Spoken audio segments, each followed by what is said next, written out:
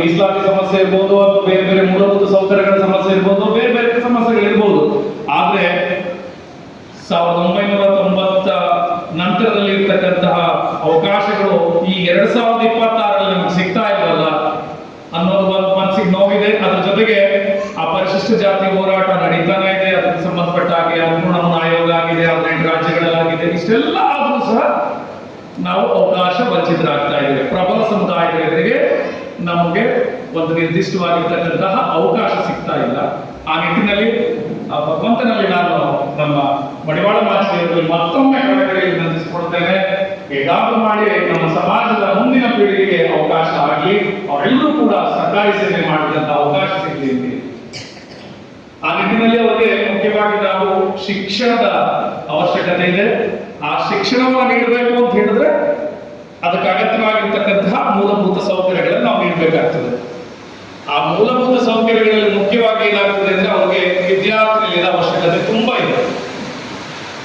ಈಗ SSLC PUC ತನಕ ಮಾಡ್ತಾರೆ, ಆ ನಂತರದಲ್ಲಿ PUC ಒಳ್ಳೆ ಕಾಲೇಜ್ ಸೇರ್ಬೇಕು, ಮುಂದೆ ಹೈಯರ್ ಎಜುಕೇಶನ್ ಹೋಗ್ಬೇಕಂತ ಹೇಳಿದಾಗ ಒಂದಿಷ್ಟು ಸವಲತ್ತುಗಳ ಕೊರತೆ ಇರುವಾಗ ಅವರಿಗೆ ನಾವು ಈ ರೀತಿಯ ವಸತಿ ನಿಲಯಗಳನ್ನು ನಾವು ಸ್ಥಾಪನೆ ಮಾಡಬೇಕು. ಆ ನಿಟ್ಟಿನಲ್ಲಿ ನಾವು ಶಿವಮೊಗ್ಗದಲ್ಲಿ ಈಗಾಗಲೇ ಒಂದು ಪ್ರಯತ್ನವನ್ನು ಪ್ರಾರಂಭ ಮಾಡಿದ್ದೇವೆ. ಘನ ಸರ್ಕಾರ ಇನ್ನೇನು ಮಾನ್ಯ ಮಾಜಿ ಮುಖ್ಯಮಂತ್ರಿಗಳಾಗಿರ್ತಕ್ಕಂತಹ ಸಿದ್ದರಾಮಯ್ಯನವರು ಅವರ ರಾಜೀನಾಮೆಯನ್ನು ಅಂಗೀಕರಿಸುವ 2 ದಿನಗಳ ಮುಂಚಿನಲ್ಲಿ ಅವ್ರು ನೇರವಾಗಿ ಭೇಟಿ ಮಾಡಿ ಅವ್ರಿಗೆ ಕಳಕಳಿಯಿಂದ ವಿನಂತಿಸಿಕೊಂಡಾಗ ನಮ್ಮ ಡಾಕ್ಟರ್ ರವಿಕುಮಾರ್ ಅಂತ ಹೇಳಿ ಅವರ ವೈದ್ಯಕೀಯ ಸಲಹೆಗಾರರಿದ್ರು, ಮತ್ತೆ GD ಗೋಪಾಲ್ ಅವರು ಬಂದಿದ್ರು, ನಾನು ಕೂಡ ಹೋಗಿದ್ದೆ. ಏನರಪ್ಪ ದೇವಸ್ಥಾನ ಕಟ್ಟಕ್ಕೆ ಬಂದಿದ್ದೀರಾ ಅಂತ ಕೇಳಿದ್ರು. ನಾನು ನೇರ ಒಂದೇ ಪ್ರಶ್ನೆ ಕೇಳಿದ್ರು, ಇಲ್ಲ ಸ್ವಾಮಿ ನಾವು ಮಕ್ಕಳಿಗೆ ದೇವಸ್ಥಾನ ಕಟ್ಟಕ್ಕೆ ಬಂದಿದ್ದು, ದಯಮಾಡಿ ಒಂದು ಕಡೆ ತೋರಿಸ್ಬೇಕು ನೀವು.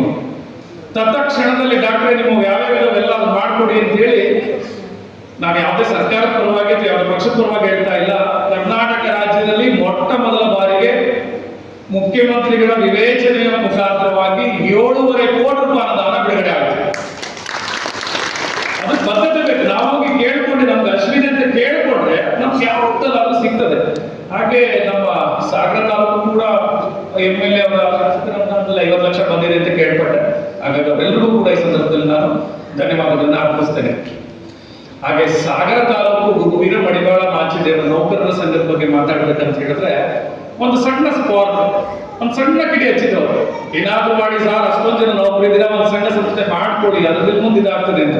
ಇವತ್ತು ಯಾವ ಮಟ್ಟಕ್ಕೆ ಬೆಳಕನ್ನು ನೀಡ್ತಾ ಇದೆ ಅಂದ್ರೆ ಮುಂದಿನ ದಿನಗಳಲ್ಲಿ ಇಡೀ ರಾಜ್ಯಕ್ಕೆ ಬೆಳಕನ್ನು ನೀಡುವಂತಹ ಒಂದು ತಾಲೂಕು ಸಂಘ ಸಾಗರ ಗುರುವೀರ ಮಡಿವಾಳ ಮಾಚಿದೇವ ಸಂಘ ಆಗಲಿ ಅಂತ ನಾನು ಈ ಸಂದರ್ಭದಲ್ಲಿ ಹೇಳ್ತೇನೆ.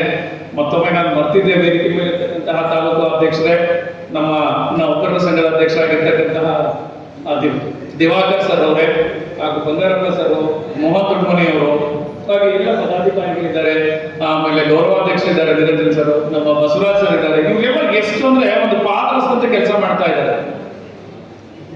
ವೀರಪ್ಪ ಸರ್ ಇದ್ದಾರೆ, ತುಂಬಾ ಇನ್ನು ಅನೇಕರಿದ್ದಾರೆ. ಅವರೆಲ್ಲ ಒಂದು ಶ್ರಮ ಪಟ್ಟು ಇವತ್ತು ಅಷ್ಟು ಜನರಿಗೆ ಕರೆ ಮಾಡಿ ಒಂದು ಸನ್ಮಾನ ಮಾಡಬೇಕು ಅನ್ನೋ ಒಂದು ನಿರ್ಧಾರ ತಗೊಂಡಿದ್ದಾರಲ್ಲ, ಅದು ನಿಜವಾಗಿಯೂ ಕೂಡ ಒಂದು ಉತ್ತಮವಾಗಿರ್ತಕ್ಕಂತಹ ಕೆಲಸ. ಹಾಗೆ ನಮ್ಮ ಜಿಲ್ಲಾ ಸಂಘದ ಪದಾಧಿಕಾರಿಗಳು ಕೂಡ ಈ ಸಂದರ್ಭದಲ್ಲಿ ಬಂದಿದ್ದಾರೆ.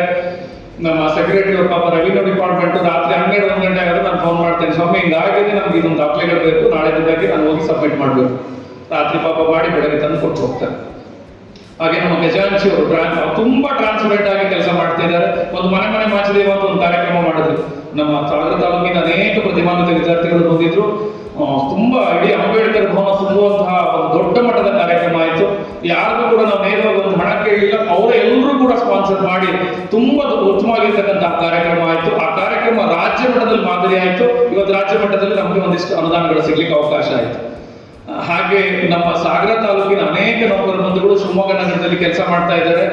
ಅದರಲ್ಲಿ ನಮ್ಮ ಡೊಳ್ಳೆ ಸಾಹೇಬರು, ಹೇಮಂತ್ ಡೊಳ್ಳೆ ಸಾಹೇಬರು, ನಾನು ಅವ್ರಿಗೆ ಬಿಡೋದೇ ಇಲ್ಲ. ಸರ್ ನನಗೆ ಒಂದು ಈಸೊತ್ತು ಆಗ್ಬೇಕು, ನಮ್ಮ ಸಂಘದ ಒಂಚೂರು ರೆಡಿ ಮಾಡ್ಕೊಡ್ಬೇಕು ನೀವು ಸರ್, ನಮ್ದು ಈಸಿ ರೆಡಿ ಆಗ್ಬೇಕು.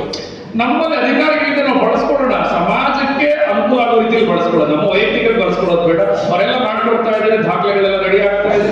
ಆದಷ್ಟು ಬೇಗ ಆ ವಿದ್ಯಾರ್ಥಿ ನಿಲಯ ನಿರ್ಮಾಣ ಆಗ್ಲಿ ಅಂತ ಹೇಳಿ ತಮ್ಮೆಲ್ಲರೂ ಕೂಡ ನಾನು ವಿನಂತಿಯನ್ನು ಮಾಡ್ಕೊಳ್ತಾ ಇದ್ದೇನೆ. ಅದೆಲ್ಲ ನಾವು ಮಾಡಿದ್ರೆ ಶಿವಮೊಗ್ಗದಲ್ಲಿ ಇರ್ತಕ್ಕಂಥ ನಗರದಲ್ಲಿರೋ ವಿದ್ಯಾರ್ಥಿಗಳಿಗೆ ಏನಲ್ಲ, ಎಲ್ಲ ತಾಲೂಕಿನ ವಿದ್ಯಾರ್ಥಿಗಳಿಗೆ ಅನುಕೂಲ ಆಗಲಿ ಅನ್ನೋ ಒಂದು ಉದ್ದೇಶ ಇದೆ. ಹಾಗೆ ಬೆಂಗಳೂರಿನಲ್ಲೂ ಸಹ ಒಂದು ನೌಕರರುಗಳೆಲ್ಲ ಸೇರ್ಕೊಂಡು ಅಲ್ಲಿನ ಸಂಘ ಸಂಸ್ಥೆಗಳು ಏನೂ ಮಾಡಲಿಲ್ಲ, 50 ವರ್ಷ 100 ವರ್ಷಗಳಾದ್ರೂ ಒಂದಿಷ್ಟು ಜನ ಸೇರ್ಕೊಂಡು ಅಲ್ಲೂ ಕೂಡ ಬೆಂಗಳೂರಲ್ಲಿ ಅದ್ಭುತವಾಗಿರ್ತಕ್ಕಂಥ ಒಂದು MCF ಅಂತ ಹೇಳಿ ಮಡಿವಾಳ ಕಮ್ಯುನಿಟಿ ಫೌಂಡೇಶನ್ ಅಂತ ಹೇಳಿ ಮಾಡಿಕೊಂಡು ಒಂದು ಅದ್ಭುತವಾಗಿರುವಂತಹ ಒಂದು ವಿದ್ಯಾರ್ಥಿ ನಿಲಯ ಮತ್ತೆ ಕಾಂಪಿಟೇಟಿವ್ ಎಕ್ಸಾಮ್ ಕೋಚಿಂಗ್ ಸೆಂಟರ್ನ ಪ್ರಾರಂಭ ಮಾಡ್ತಾ ಇದ್ದೇವೆ. ಅದಕ್ಕೂ ಕೂಡ ತಾವೆಲ್ಲರೂ ಸಹಕಾರ ಇರಲಿ. ಅದು ಆದಷ್ಟು ಬೇಗ ಅತಿ ಶೀಘ್ರದಲ್ಲಿ 2-3 ವರ್ಷಗಳಲ್ಲಿ ಪ್ರಾರಂಭ ಆಗ್ತದೆ. ಅದರೆಲ್ಲ ಸದ್ವಿನಿಯೋಗವನ್ನು ಬೆಂಗಳೂರಿನಲ್ಲಿ ಇರ್ತಕ್ಕಂತಹ ಎಲ್ಲ ವಿದ್ಯಾರ್ಥಿಗಳು ಪಡ್ಕೊಳ್ಳಿ. ಹಾಗೆ ಬೆಂಗಳೂರಿನ ಕೆಲಸದ ಮೇಲೆ ಹೋದ್ರೆ ಅಲ್ಲಿ ಉಳ್ಕೊಳ್ಳಿಕ್ಕೂ ವ್ಯವಸ್ಥೆಯನ್ನು ಮಾಡ್ತಾ ಇದ್ದೇವೆ, ಅದನ್ನು ಕೂಡ ಪಡಿಸ್ಕೊಳ್ಳಿ ಅಂತಕ್ಕಂಥಲ್ಲಿ ವಿನಂತಿ ಮಾಡ್ಕೊಳ್ತಾ ಇದ್ದೇನೆ. ಹಾಗೆ ಸಮಯದ ಅಭಾವ ಇರೋದ್ರಿಂದ ಹೆಚ್ಚು ವಿಚಾರಗಳನ್ನ ನಾನು ಹೇಳಲಿಕ್ಕೆ ಬಯಸೋದಿಲ್ಲ. ಈಗಾಗಲೇ ಜಿಲ್ಲಾ ನಮ್ಮ ನೌಕರ ಸಂಘದ ವತಿಯಿಂದ ಸತತ 10 ವರ್ಷಗಳಿಂದ ಉದ್ವರಾನ್ವೇಷಣೆ ಕಾರ್ಯಕ್ರಮ ಫ್ರೀ ಆಫ್ ಕಾಸ್ಟ್ ಅಲ್ಲಿ ಮಾಡ್ತಾ ಇದ್ದೇವೆ ನಾವು. ಈಗಾಗಲೇ 1400 ಪ್ರೊಫೈಲ್ಗಳ ಅಪ್ಡೇಟ್ಸ್ ಮಾಡಿದ್ದೇವೆ. ಯಾರಿಗೂ ಕೂಡ ₹1 ಪಡ್ಕೊಂಡಿಲ್ಲ. ಎಷ್ಟೋ ಜನರು ಅದನ್ನ ಉಪಯೋಗವನ್ನು ಪಡ್ಕೊಳ್ತಾ ಇದ್ದಾರೆ. ಅನೇಕ ಮದುವೆಗಳಾಗಿದೆ. ಅಂತಹ ಒಂದು ಅವಕಾಶವನ್ನ ತಾವೆಲ್ಲರೂ ಕೂಡ ಬಳಸ್ಕೊಳ್ಳಿ ಅಂತ ಹೇಳಿ ಸಂದರ್ಭದಲ್ಲಿ ಹೇಳ್ತಾ, ಮುಂದಿನ ದಿನಗಳಲ್ಲಿ ಇನ್ನೂ ಹೆಚ್ಚಿನ ಕಾರ್ಯಕ್ರಮಗಳು, ಮುಂದಿನ ಹೆಚ್ಚು ಸಮಾಜಮುಖಿಯಾಗಿರ್ತಕ್ಕಂತಹ ಕೆಲಸ ಕಾರ್ಯಗಳು ನಮ್ಮ ತಾಲೂಕು ಗುರುವೀರ ಮಡಿವಾಳ ಮಾಚಿದೇವರ ನೌಕರ ಸಂಘದ ವತಿಯಿಂದ ನಡೆಯಲಿ ಅಂತ ಹೇಳ್ತಾ, ಮುಂದಿನ ಎಲ್ಲ ಕಾರ್ಯಕ್ರಮಗಳಿಗೂ ನಿಮ್ಮ ಸಹಕಾರ ಇಂದಿನಂತೆ ಮುಂದುವರಿಲಿ ಅಂತ ಹೇಳ್ತಾ ನನ್ನ 2 ಮಾತುಗಳನ್ನು